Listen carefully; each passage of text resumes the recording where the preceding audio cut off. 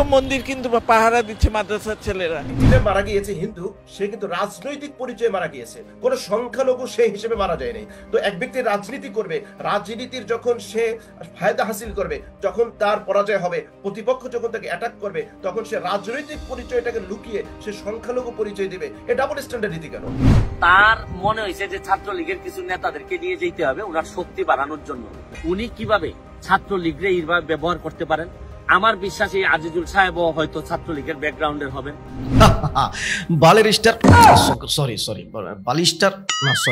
Barrister Saidul হক সুমন আমেরিকায় গিয়া ছাত্রলীগকে নিয়ে এবং ডিবি হারুনরে নিয়ে কথাবার্তা বলতেছে। ভিডিও চিত্র আপনাদের সামনে তুলে ধরবো। এই ব্যারিস্টার শামসুল ইসলাম বলে তুরু সাইদুল হক সুমন কিন্তু বিকাশ সুমন কিন্তু টাকা পয়সা নেওয়ার সময় আছে, কিন্তু বিপদের সময় মানুষকে ফালায় রেখা জীবন বাঁচায় আমেরিকা সে পাড়ি জমাইছে। দর্শক, ভিডিও চিত্র আপনাদের সামনে তুলে ধরবো। সেই কিভাবে ছাত্রলীগকে মোটিভেশন দিচ্ছে এই ভিডিও চিত্রটা আপনাদেরকে তুলে ধরবো। আজকের ভিডিওটিতে অসাধারণ একটি টক শো আপনাদের সামনে তুলে ধরবো। প্রিয় দর্শক, ভারতে কিন্তু বাংলাদেশের এই প্রবাহমান ঘটনা নিয়ে তারা কিন্তু একটি জল ঘোলা করার চেষ্টা চালিয়ে যাচ্ছে এবং তাদের বিভিন্ন গণমাধ্যমে কিন্তু বাংলাদেশের সংখ্যালঘুদের উপর হামলা মামলা হচ্ছে। এই সমস্ত বিষয় নিয়ে কিন্তু ব্যাপকভাবে গুজব রটিয়ে চলছে। এতদিন পর্যন্ত সেই গুজবে কিন্তু তেল ঢেলেছিল সেই ভারতের উপরেই কিন্তু ভর করে বাংলাদেশের স্বৈর শাসক প্রধানমন্ত্রী শেখ হাসিনা এত বছর টিকে ছিল। দেশের মানুষ সোচ্চার হয়েছে, স্বাধীনতাকামী মানুষ আর জুলুম নির্যাতন সহ্য করে নাই, বিপ্লবে নেমে পড়েছে, টেনে হেসড়ে তাকে ক্ষমতা থেকে নামিয়ে দিয়েছে। দর্শক, অসাধারণ টক শো আপনাদের সামনে তুলে ধরবো। এরপরে আপনাদের সামনে তুলে ধরবো আজকের ভিডিওর মাধ্যমে বাংলাদেশের উলামায়ে কেরামদেরকে জঙ্গি বলা হয়, অথচ এই ক্রাইসিস মুভমেন্টে এবং আর আগেও বহু সময় হিন্দুদের মন্দিরগুলো পাহারা দিচ্ছে। শুনুন, তাদের মুখ থেকে আপনাদের সামনে তুলে ধরবো। হিন্দুরাই সার্টিফিকেট দিচ্ছে, সত্যায়ন করছে মাদ্রাসার ছেলেরা। হ্যাঁ, এটা দেখে খুব আশান্বিত হয়েছে। এটা দেখে মানে বুকটা ভরে গেছে যে শুধু খারাপটা না, ভালোটাও আছে। এবং অনেকগুলো মন্দির কিন্তু পাহারা দিচ্ছে মাদ্রাসার ছেলেরা। এটা একটা বিশাল, আমার মনে হয় কি বলবো, আমার মনে হয় এটা একটা বিশাল অর্জনও বটে। যে আমার ভয় হচ্ছে যে ওখানে একটা মুসলমান বিরোধী দাঙ্গা যদি শুরু হয়ে যায়, তবে আমি আশা করব ওখানে যাই হোক, ভারতে যাই হোক, আমার কিচ্ছু আসে যায় না, আমার দেশে যেন না হয়। অথচ ভারতের গণমাধ্যমে প্রচার হয় বাংলাদেশের মন্দিরগুলো নাকি জঙ্গি গোষ্ঠী জামাত শিবির হেফাজত তারা ভেঙে ফেলে। বাংলাদেশ সাম্প্রদায়িক দেশ, সামনে বিধান লক্ষ্য করে মেনেই বাংলাদেশের মানুষ বিশ্বাস করে। এতদিন বৈষম্য ছিল, এখন সাম্য আসবে ইনশাআল্লাহ।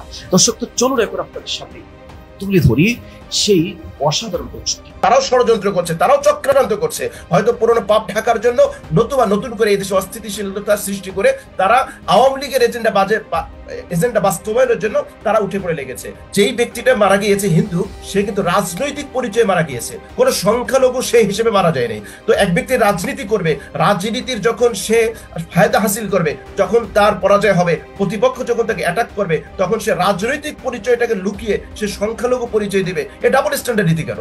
মোদী সরকার এখন ক্ষমতায় আছে, তারা ক্ষমতায় টিকে আছে এই সাম্প্রদায়িকতাকে পুঁজি করেই কিন্তু তারা ক্ষমতায় টিকে আছে। আর মোদীর রুহানি সন্তান বাংলাদেশে কিন্তু অভাব নেই। বিগত 15-16 বছর পর্যন্ত মোদীর যারা রুহানি সন্তান আছে, তারা কিন্তু সেই মোদীর কনসেপ্টকে লালন করে এবং তারা এটাকে পুঁজি করে কথায় কথায় যখনই মতের বিরোধী হয়েছে জামাত, যখনই মতের বিরোধী হয়েছে তাকে বিভিন্ন ধরনের ট্যাগিং করা হয়েছে।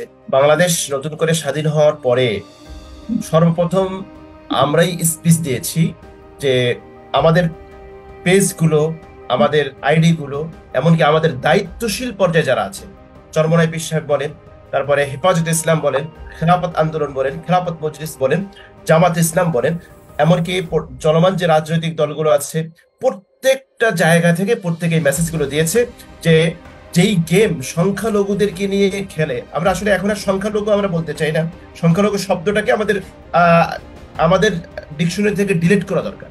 আমরা চাই যে বাংলাদেশে যারা প্রত্যেকটা নাগরিক, যারা বাংলাদেশে বসবাস করবে, প্রত্যেকেই সমমর্যাদার সম্মানিত নাগরিক। আমরা ওই সংখ্যালঘু শব্দটাকে আমরা ডিলিট করে দেই।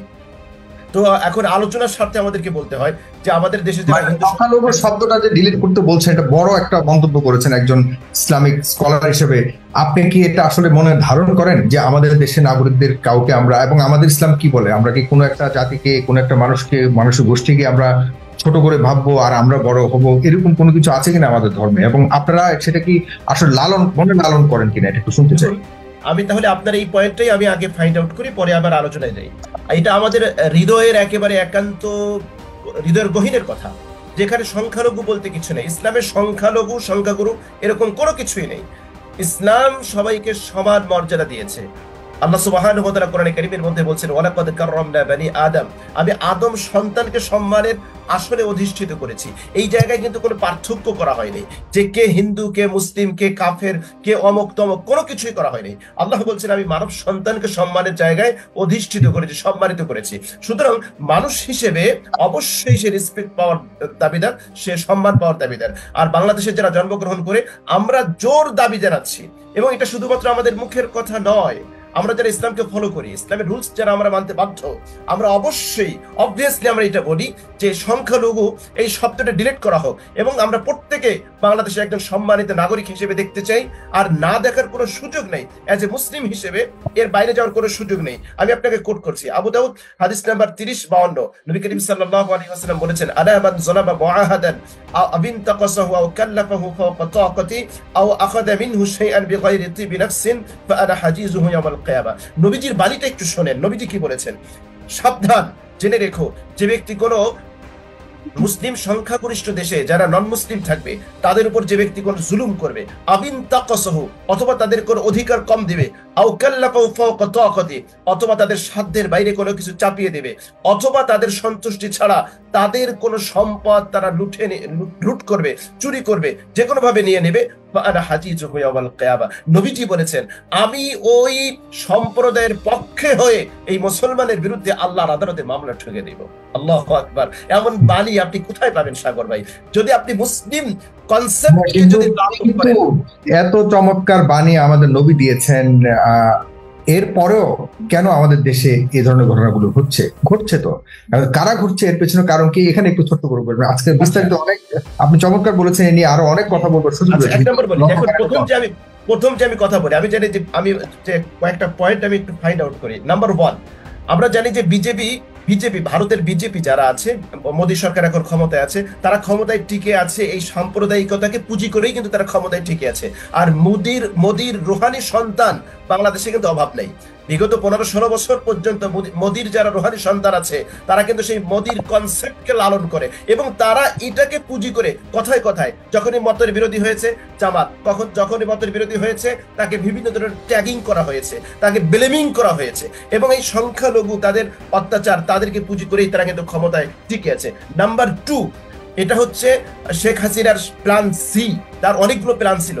1 নম্বর প্ল্যান ছিল যে সে যদি কোনোভাবে টিকতে না পারে সামরিক শাসন জারি করবে, সেটাও ভেস্তে গিয়েছে।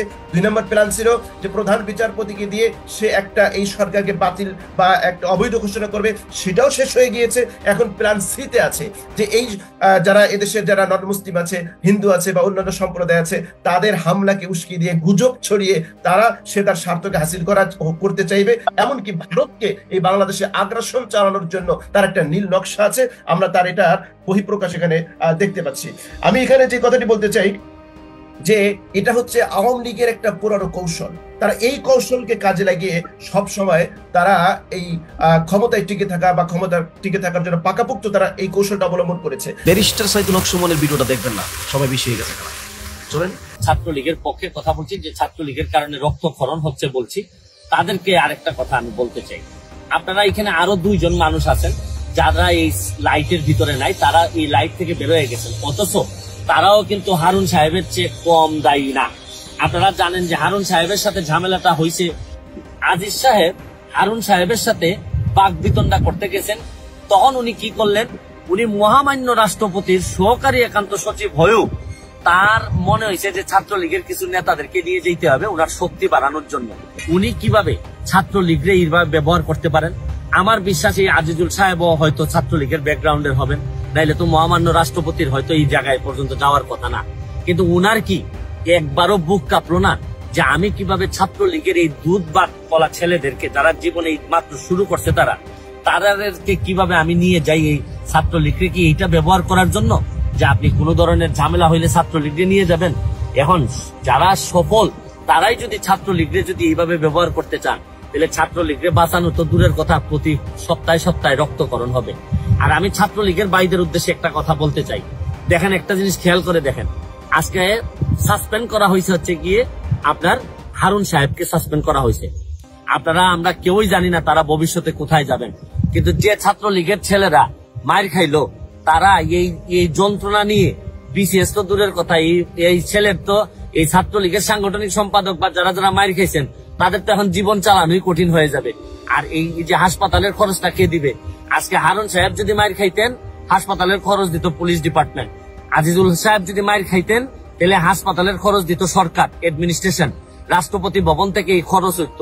কিন্তু ছাত্রলীগের খরচ দিতে হবে কিন্তু ছাত্রলীগের মায়ের, ছাত্রলীগের যে কষ্ট করে যে মা এই পর্যন্ত ঢাকা বিশ্ববিদ্যালয় পর্যন্ত আনছে তার খরচ দিতে হবে তার মায়ের। এই জন্য আমি ছাত্রলীগের ভাইদেরকে বলবো যে কোনো কেউ ডাকলেই চলে যায় না, কারণ আপনারা দেখছেন তো যে ছাত্রলীগের যতই আপন আপন কথা বলেন কিন্তু ছাত্রলীগের বেশিরভাগ মানুষ তার ব্যক্তি স্বার্থে যখন ব্যবহার করেন তখন কলিজাটা ফেটে যায়। আমি ছাত্রলীগকে বলবো যে পড়াশোনা করার সময় কিন্তু পড়াশোনা করা লাগবে, কারণ পড়াশোনা করে যদি ভালো করতে না পারেন তাহলে ওই সারা জীবন মাইরি খাবেন আর এই পথে পথে ঘুরে বেড়াবেন, কিচ্ছু করতে পারবেন না। আমি শুধু আমরা হারুন সাহেবের বিচার যা হওয়ার তো যতটুকু হয়েছে এটার জন্য ধন্যবাদ জানিয়ে, তারা পুলিশ ডিপার্টমেন্টে থেকে যে ধরনের বিব্রতকর অবস্থায় পুলিশকে ফেলছেন, যে ধরনের বিব্রতকর অবস্থায় সরকারকে ফেলছেন, পুরাপুরি একটা ইনকোয়ারি হয়ে সবার সামনে আসা উচিত এবং ভবিষ্যতে যেন এই ধরনের ঘটনা কেউ ঘটাইতে না পারে, ছাত্রলীগদের যেন ব্যবহার করতে না পারে, এই ব্যাপারে যেন ছাত্রলীগের সভাপতি সেক্রেটারির কাছে আমার একটা অনুরোধ যে ছাত্রলীগে আপনারা জানাই দিবেন যে কোনোভাবেই কোনো ভাই ডাকলেই যেন দৌড়ে চলে না যায়।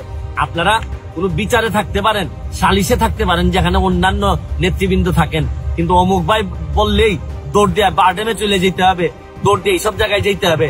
আমি ছাত্রলীগের সভাপতি সেক্রেটারির কাছে বলবো এই বিষয়টা আপনারা যেন সামনে নিয়ে আসেন, ছাত্রলীগকে যেন এটা জানান দেন যে ছাত্রলীগ যে কোনো কাজে ব্যবহার করা যাবে না।